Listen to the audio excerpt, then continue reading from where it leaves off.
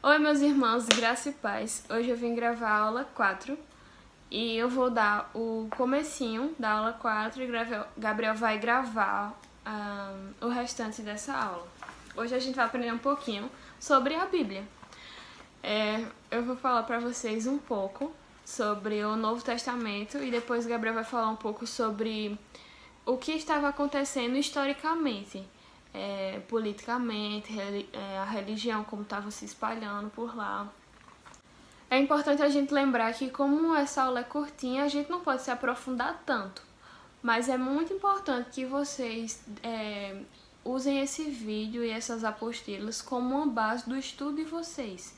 Que o estudo de vocês seja pesquisar na internet, perguntando ao seu líder pastoral.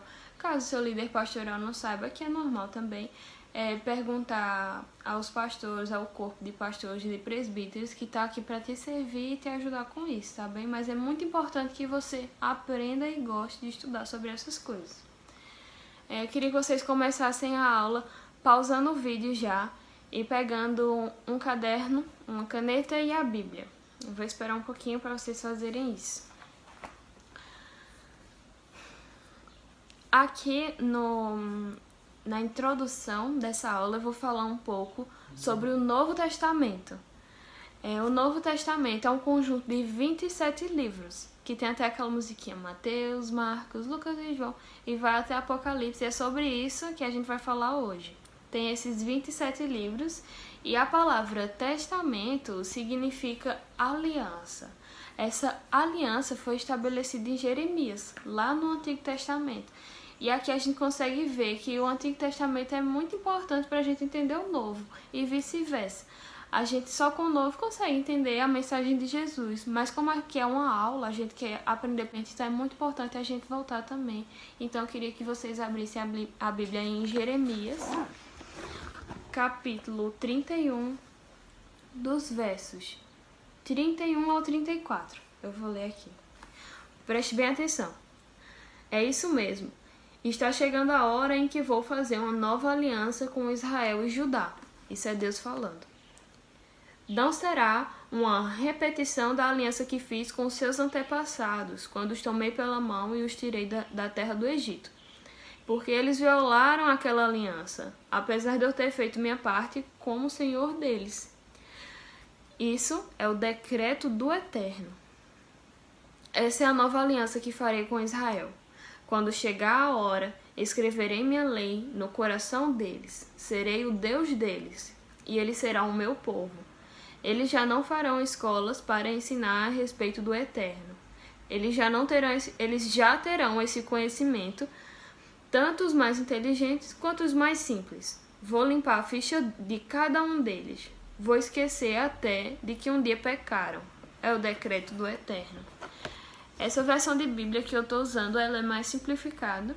A sua provavelmente é diferente, mas é importante que você entenda que esse texto está falando de uma nova aliança que Deus está estabelecendo. Não é mais sobre aquela repetição de leis que ele fez lá no Antigo Testamento. Ele diz, chegará um tempo em que eu escreverei a lei no coração deles. E aí chegou o tempo, né? Jesus já veio, já cumpriu. E a gente vai casar esse texto com um texto que está em Lucas, onde Jesus cumpre essa lei. Jesus cumpre essa promessa, veja só.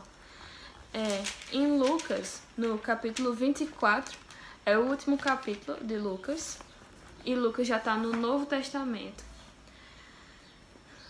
Esse capítulo vai falando sobre o caminho de Emaús, que é bem conhecido, né? Aquela passagem em que no caminho de Emaús, Jesus, depois da transfiguração, onde ele ressuscitou e veio falar com os seus, eles não reconheceram Jesus. Mas depois ficaram até comentando assim, nossa, você sentiu aquele fogo quando Jesus estava falando? A gente já deveria ter percebido que era Jesus falando. E eu vou ler um pouquinho aqui para vocês entenderem como fecha direitinho com o que foi dito em Jeremias. Lucas 24, versículo 44 até o 49, vou ler. Em seguida ele declarou, tudo o que eu disse enquanto estava com vocês confirma. Todas as coisas escritas ao meu respeito na lei de Moisés, nos profetas e nos salmos, tinham de se cumprir. ele continuou a abrir o entendimento deles com relação à palavra de Deus, mostrando como se devia interpretar a Bíblia. Muito importante, muito importante. Vou ler de novo essa frase. Ele continuou a abrir o entendimento deles com relação à palavra de Deus, mostrando como se devia interpretar a Bíblia. Vocês podem ver agora que está escrito que o Messias sofreria e se levantaria dentre os mortos no terceiro dia, e uma mudança radical de vida por meio do perdão de pecados é proclamada em seu nome a todas as nações, começando aqui em Jerusalém. Vocês são os primeiros a ouvir e ver tudo. Vocês são as testemunhas. O que virá depois é muito importante.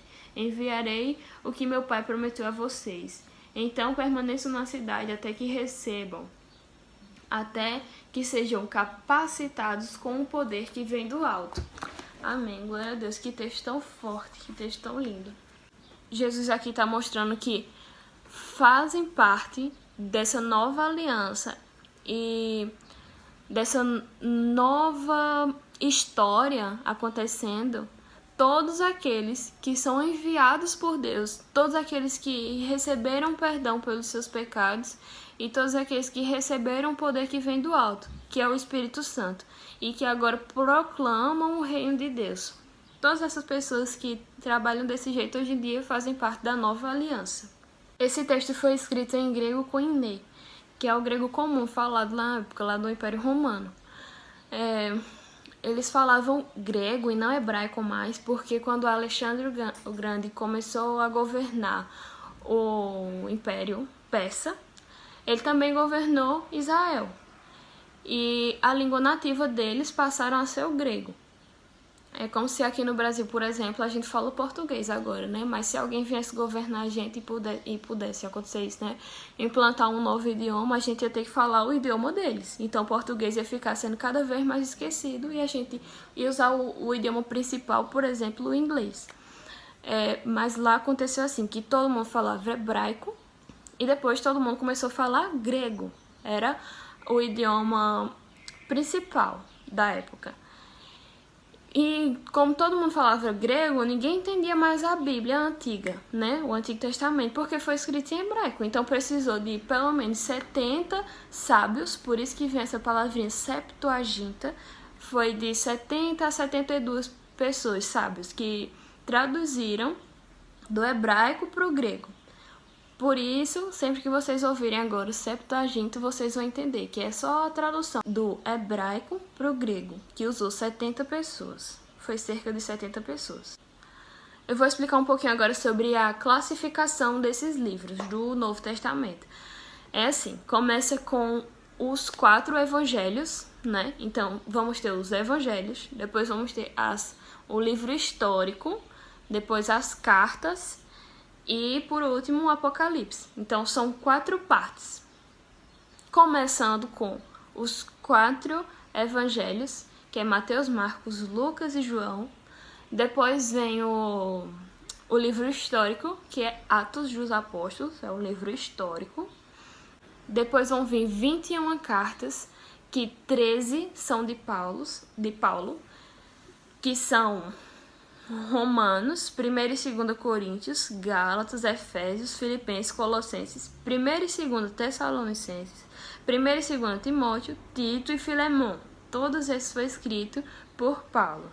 Depois das cartas de Paulo, vem a carta aos Hebreus, que, por incrível que pareça, não tem como comprovar se foi Paulo. É aceita, assim, muita gente acha que foi Paulo, mas é muito diferente a escrita de como ele escreveu todas as 13 cartas e como escreveu aos Hebreus. Por isso que muita gente diz, não, acho que não foi Paulo que escreveu. Pode ter sido Barnabé, pode ter sido várias pessoas. Então é importante que você estude isso também, caso alguém lhe pergunte, você saiba quem escreveu Hebreus. Não chegamos a um consenso ainda, entendeu? Sabemos apenas que foi um homem, porque ele usa o gênero masculino para se referir a ele. Então foi um homem, foi alguém que entendia bastante de grego e alguém que entendia muito da Septuaginta, que eram os livros antigos, entendeu? que eu falei agorinha, sobre os livros antigos foram traduzidos para o grego. Então essa pessoa era um sábio, que era um homem e que entendia bastante da Septuaginta. É isso. E depois dos hebreus vem 7 cartas gerais, que foram os próprios autores que escreveram. Veja, foi Tiago, 1ª e 2ª Pedro, 1ª, 2ª e 3ª João e Judas. Juntando todas essas, que são as 7 cartas gerais, a carta aos hebreus, que a gente não sabe quem escreveu, e as 13 cartas de Paulo, somando tudo isso dá 21 cartas. E por último, o Apocalipse. Juntando tudo isso dá 27. 27 livros e cartas compõem o Novo Testamento. Pronto, já falei da classificação e composição do Novo Testamento. Vou falar um pouquinho sobre o texto do Novo Testamento. A primeira carta a ser escrita do Novo Testamento foi 1ª Tessalonicenses, 50 anos depois de Cristo. E a última carta foi o Evangelho de João, no finzinho do 1º século. No caso, foi 50 anos de um para o outro, entendeu? Foi 50 anos depois de Cristo, escreveu a primeira, e no finzinho, quase completando 100 anos depois de Cristo, escreveu o último livro do Novo Testamento, que foi o Evangelho de João. Então, o primeiro livro foi Tessalonicenses e o último, o Evangelho de João. Hoje em dia, o que temos em mãos são cópias de cópias, porque existem muitos outros manuscritos que não compõem o cânon, mas na frente eu vou falar o que é isso. E muitas coisas foram sendo traduzidas e hoje em dia o que temos são cópias de cópias desses textos, entendeu? Então por isso que é muito importante, quando você for estudar a Bíblia, você não se prender à tradução da sua Bíblia. É importante você estudar a fundo o que o texto estava querendo dizer, o contexto histórico, quem escreveu para quem, por que escreveu para quem, entendeu? Então, só assim somente vai se abrir, você vai conseguir entender. Como Jesus falou pros seus, quando ele apareceu lá em Lucas, né? Que quanto mais ele falava, mais o pessoal conseguia entender. Assim, nossa, então era isso que queria dizer, aquela passagem. E assim por diante, é assim ainda nos dias de hoje, só o Espírito Santo nos guia para a gente entender desse jeito. Mas a gente tem que fazer nossa parte também, que é procurar profundamente o que esses textos queriam dizer na época e o que significa para a gente hoje em dia, tá bem?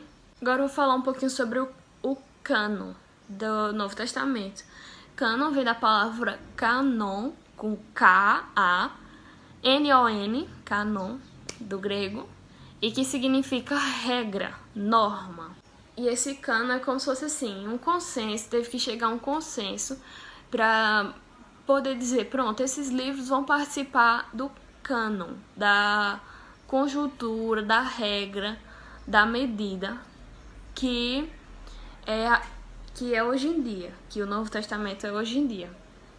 Então foi um longo processo. Veja, para escrever esses livros demorou mais ou menos de um para o outro, como eu já falei, uns 50 anos, certo?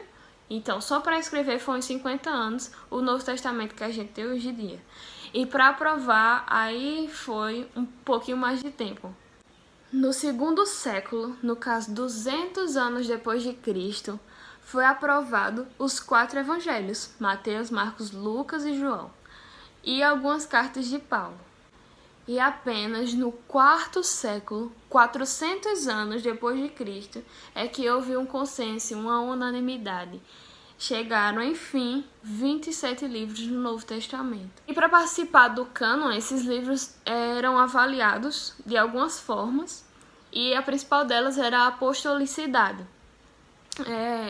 O autor do livro, da carta, precisava, no mínimo, ter vivido ou perguntado ou se instruído com os apóstolos que conviveram com Jesus, entendeu? Então era desse jeito que eles viam. Também viam a data que foi escrito, a forma que foi escrita, a cultura. Eles iam avaliando e aí chegou nessa unanimidade de hoje em dia termos 27 livros no Novo Testamento. É isso, pessoal. A aula de hoje a primeira parte da aula de hoje se conclui aqui. A segunda parte quem vai fazer é Gabriel. Ele vai falar um pouquinho sobre, como eu já falei, né? A situação política da época que foi escrito o Novo Testamento e a situação religiosa também. Espero que vocês tenham anotado tudo bem direitinho. Deixem suas dúvidas aqui nos comentários, tanto aqui do grupo do Facebook, como aqui nos vídeos do YouTube mesmo. E nós, em breve, estaremos tirando essas dúvidas de vocês, tá bem? Fiquem na paz e assistam a próxima aula, tá bem? Porque é o complemento dessa. Essa só foi a parte 1 da aula 4 e Gabriel vai fazer a parte 2 da aula 4. É isso. Fiquem na paz, meus irmãos.